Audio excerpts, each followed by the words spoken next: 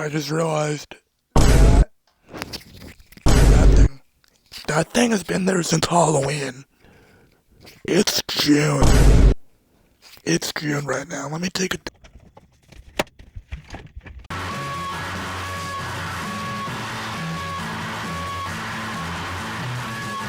You were not expecting a video about noise rock to start with me throwing down a fake ghost that was there since Halloween.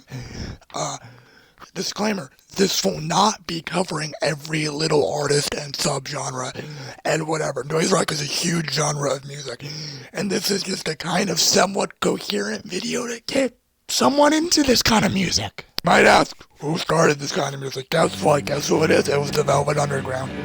Yeah, guess what? They basically invented alternative music at this point. Why am I speaking like a TikTok, like text to speech? You know, like when the Minecraft gameplay? I thought you like one of those. I mean, honestly, they're the reason why they're called the Proto Every. No, it's not their album, the one with the banana. Actually, it's way like White. Why? Because it literally is the first noise rock record. Not joking. Also, when the Velvet Underground were recording Disarray and that song, their instruments literally broke down because how loud and how forceful they were playing them. Anyway, I'm gonna put a thing here saying that if traditional singing goes out the window if you're in a noise rock band, just completely out the window. And I think this started it, but it goes progressively.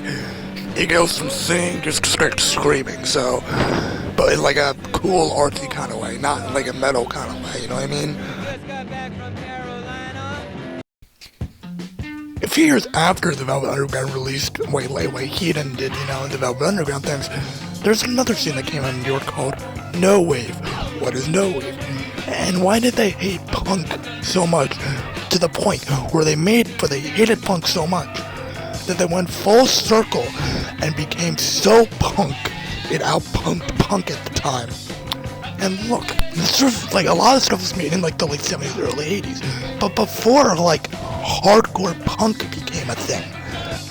Now, if you have any idea what No Wave is, you probably know what No New York is. It was a compilation album made by Brian Eno of all people, and yes, I mean Brian Eno of Talking Heads, David Bowie, Roxy Music, the guy who basically invented ambient. That Brian Eno. And he selected 4 bands from this one musical festival today. Record an album for me.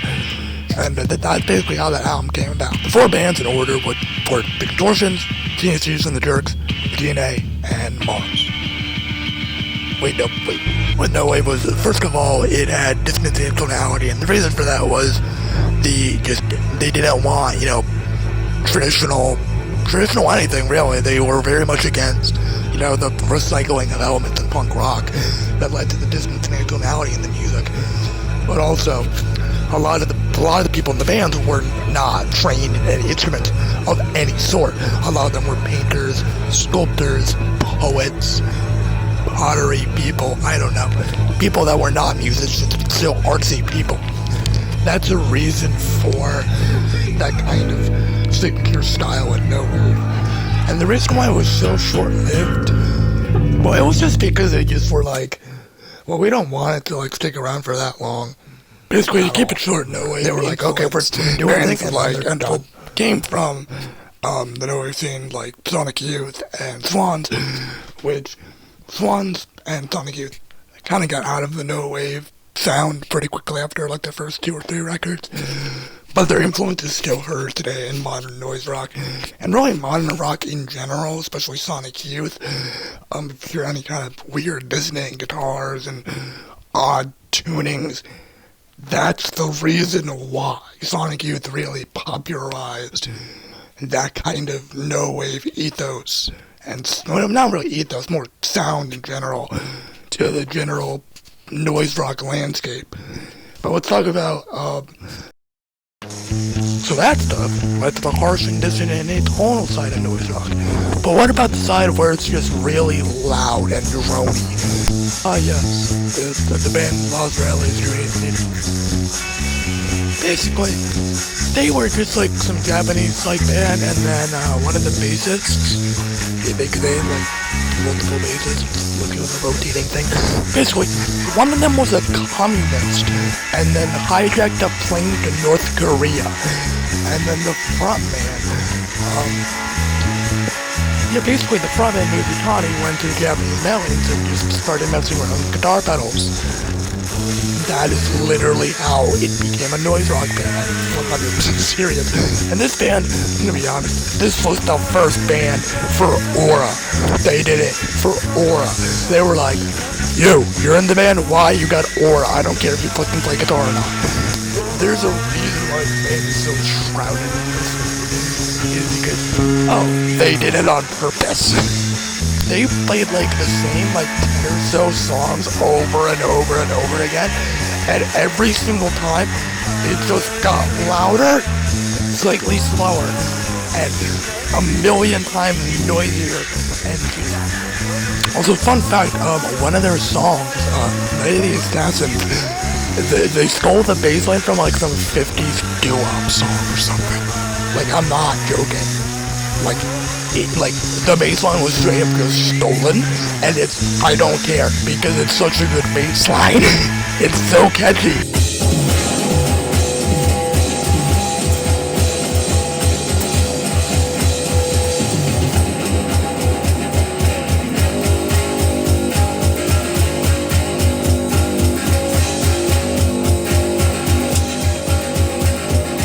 Alright, let's do it. Let's do a noise rock rapid fire round of just bands from the 80s to now. In order, but let's start with boredoms.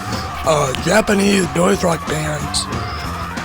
Japanese in general just take the things that Americans do and then make it 10,000 times crazier. The frontman of that band rammed a bulldozer into a venue for a noise rock art piece. It was under a different band, it was under boredoms. But also, they're the only band I could think of that can play with 4 drummers. And also their live presences, they sound totally different live than they do in the studio. And Pop Guitari and whatever other albums they made are just insane. And also, they don't really take themselves that seriously. It's one of those bands where you're like, genre's a fake concept. Big Black, Steve Albini's band. If you know anything about Steve Albini, he didn't like screaming. He produced a lot of records for people, and he was in this band. And I gotta say, go listen to Adam Either, go listen to Big Black. Definitely more industrial than the rest of the bands I've talked about, but definitely just loud and still noise rock. And the band used metal guitar picks and custom-built guitar pedals. So, also he produced for Nirvana and Slint and the Pixies and the Jesus Lizard band. At the same time you had that going on, you had post-hardcore Unwound and Slint. And that's about it for post-hardcore, because I know nothing about post-hardcore, but all I know is it's noisy and loud. Or that one part of post-hardcore is even more of a hard to describe genre label than post-punk. That can't be right. And I have a hard time even describing post-punk to someone who doesn't listen to a million bands. Alright, next band, A Place to Bury Strangers. Post-punk noise rock band. It's post-punk with just a lot of noise in a really cool kind of way. The founder also made Death by Audio pedals, which I want to go and buy almost all their pedals, but there's no way anyone can afford that. But you know how many other noise rock bands use that? A lot. Also at the same time, actually a little later, there was a small movement called shoegaze, which kind of mixed shoegaze, the loud shoegaze things, and then every other genre you could possibly psych rock and egg punk, and just noise, pop music in general. Notable bands would be Eat School and PHF. Also right now, there's a few really good bands. Those are bands like Pyrex. They are definitely more post-punk, egg punk kind of thing. But also some other noise rock recommendations. I'm going completely rapid fire here. Sprain, Lame as Effigy, slowcore, post-hardcore, noisecore, post-hardcore band. They released like 2 records and then just broke up. They were like, we're not making a third one, we're just breaking up. We don't like each other. The band I found pretty recently is called Lifeguard. They're pretty good. I like their song 1718 Love Song, which I think means 1718 as in like the time signature. It's a cool song, you should listen to it.